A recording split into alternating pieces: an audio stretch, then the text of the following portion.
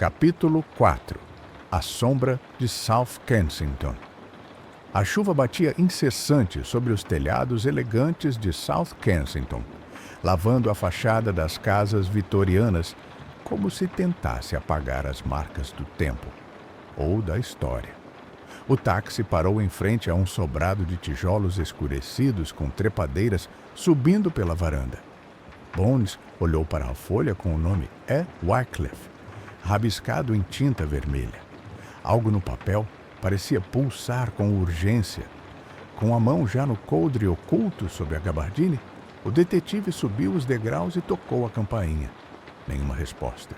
Tentou novamente. Silêncio. Apoiou o ouvido na porta. Um leve arrastar. Algo ou alguém se movia lá dentro. Bones desceu um degrau, olhou em volta para garantir que não havia testemunhas e usou uma chave mestra fina para girar a tranca antiga. A porta cedeu com um clique abafado. O interior da casa era escuro e impregnado de incenso velho e mofo. Um relógio de pêndulo marcava os segundos com um tic-tac irregular. Havia livros empilhados, fotografias em preto e branco nas paredes, retratos de família. Mas algo estava errado. As fotos tinham os rostos riscados com um marcador preto. Sr. Wycliffe? Chamou Bones. Nada. Subiu os degraus da escada lentamente, com os olhos atentos a qualquer movimento. Quando chegou ao topo, viu uma porta entreaberta com a luz tremeluzente de uma vela acesa dentro. Ao empurrá-la, sentiu um calafrio correr pela espinha. Edwin Wycliffe estava ali. Sentado em uma cadeira de couro, o velho homem encarava o nada com olhos opacos, uma expressão de paz sinistra em seu rosto. Sua mão direita estava aberta sobre o colo e nela o quarto medalhão, cravado com força nos dedos frios. Bones se aproximou com cuidado. Ao redor da cadeira, símbolos foram desenhados no chão com sangue seco. Símbolos semelhantes aos que Grace Croft lhe mostrara no brasão dos Guardiões do Véu. Mas havia algo mais. Um livro aberto sobre a mesa lateral, com anotações rabiscadas em uma mistura de latim, gaélico antigo e inglês. Algumas palavras estavam sublinhadas. Portae obscurae, septem sigilla, umbra regressa. Ele foi forçado a participar, murmurou Bones. Ou acreditava nisso. Examinando a sala, viu marcas de luta, uma estante caída, um abajur quebrado, arranhões nas tábuas, mas Edwin não pareceu ter resistido no final. De repente, ouviu o som seco de madeira rangendo no andar inferior. Alguém na casa. Bones apagou a vela com os dedos e encostou-se à parede, puxando a pistola. Passos, lentamente subindo, um por um. O detetive se esgueirou pelo corredor até a escada e espreitou. Uma figura de sobretudo escuro e capuz já estava no último degrau, carregando algo na mão. Bones apontou a arma. Polícia, mãos para cima, agora! A figura ergueu as mãos, deixando cair um objeto metálico, uma adaga cerimonial com entalhes no cabo. Mas quando Bones avançou, a figura saltou pela janela lateral do andar térreo, quebrando o vidro e desaparecendo na chuva. O detetive correu até a janela, mas o vulto já corria pela rua estreita, misturando-se à neblina e sumindo entre os becos de Londres. Bones pegou a adaga caída. A lâmina estava seca, mas o cabo ainda quente. Havia algo entalhado ali, uma letra E, dentro de um círculo. O mesmo símbolo que começava a aparecer nos documentos de Finch e Grace Croft. Ele voltou até o corpo de Wycliffe e pegou o medalhão. A inscrição dizia: Ad caelum ex tenebris, ao céu, desde as trevas. Bones saiu da casa com o medalhão no bolso, a adaga na outra mão, e a certeza de que o tempo estava se esgotando.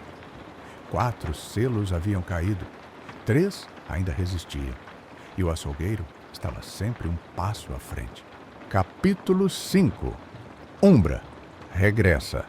A lareira estalava discretamente no apartamento desordenado de Dr. Alistair Finch, enquanto o detetive Michel Bones girava lentamente o medalhão recém-encontrado entre os dedos. Finch examinava a adaga cerimonial sob uma lente de aumento, com o senho franzido e os olhos cheios de inquietação. Esta lâmina, murmurou o historiador, é do século XVII. O entalhe representa uma antiga seita dissidente dos Guardiões do Véu. Eles se autodenominavam Umbra Regressa. A sombra que retorna, traduziu Bones. Finch assentiu, e seus dedos tamborilaram sobre uma pilha de livros esparsos. Durante a Grande Peste de Londres, esse grupo tentou romper o pacto original da fraternidade. Acreditavam que o mal podia ser controlado, domado, até mesmo usado como fonte de poder espiritual. Queriam trazer de volta algo adormecido sob a cidade. Bones se recostou na poltrona, o rosto parcialmente iluminado pela luz trêmula do fogo. E está acontecendo de novo. O açougueiro está matando os descendentes dos guardiões. 4 já caíram. 3 medalhões restantes. 3 selos da proteção original. Quando caírem, o véu se rasga, completou Finch com uma voz grave. E o que estiver do outro lado, entra. O silêncio pairou pesado na sala. A cidade lá fora parecia conter o fôlego. Precisamos descobrir quem são os próximos descendentes, disse Bones, se levantando. Finch pegou uma pasta de couro e a abriu com delicadeza. Retirou uma árvore genealógica feita à mão, manchada pelo tempo. Esta linhagem foi cuidadosamente ocultada. Os nomes dos herdeiros foram alterados ao longo das gerações. Mas há padrões. E há algo mais. Ele virou a página. Uma fotografia em sépia mostrava 7 homens com mantos negros e medalhões no peito diante do que parecia ser a cripta de Temple Church. Esta imagem é de 1888. Coincidentemente, o mesmo ano dos assassinatos de Jack, o Estripador. Um dos membros da fraternidade daquela época era Sir Reginald Thorne, cujo neto, segundo os registros que rastreei, ainda vive em Londres. Bones se aproximou. Quem é? Finch hesitou. Lord Sebastian Thorne. Empresário, filantropo, um dos homens mais influentes da cidade. Vive em um casarão em Hampstead Heath. Bones estreitou os olhos. E você acha que ele é o próximo? Ou o último elo, disse Finch. E se for eliminado, o ritual estará completo. Bones caminhou até a janela. A neblina se adensava, descendo como um manto sobre Londres. Um brilho tênue surgiu na noite. Relâmpagos no horizonte. E você acha que ele é o próximo? Ou o último elo, disse Finch. E se for eliminado, o ritual estará completo. Bones caminhou até a janela. A neblina se adensava, descendo como um manto sobre Londres. Um brilho tênue surgiu na noite. Relâmpagos no horizonte. Preciso falar com ele, disse. Mas se Thorne está envolvido direta ou indiretamente, não posso aparecer como detetive. Ele se fecharia. Finch ergueu uma sobrancelha. Então você pretende usar o passado contra ele? Bones foi até seu casaco pendurado e retirou um velho distintivo. Não da Scotland Yard, mas algo muito mais antigo. Uma insígnia desgastada de prata. Uma mão espalmada envolta por correntes. Finch arregalou os olhos. Isso é... Sim, disse Bones, guardando o distintivo no bolso. Antes de me tornar detetive, eu também fui um guardião. Capítulo 6. A Mansão Thorne. A carruagem preta avançava pela escuridão das ruas arborizadas de Hampstead Heath, seus faróis cortando a névoa como lâminas amareladas. O vento assobiava entre as copas das árvores e a chuva caía em finas agulhas, como se Londres pressentisse o que se aproximava. Dentro do táxi, Michel Bones ajustava as luvas de couro e observava a silhueta da mansão Thorne surgir entre os arbustos. Era uma construção imponente, vitoriana, com torres góticas e janelas arqueadas que lembravam olhos cerrados.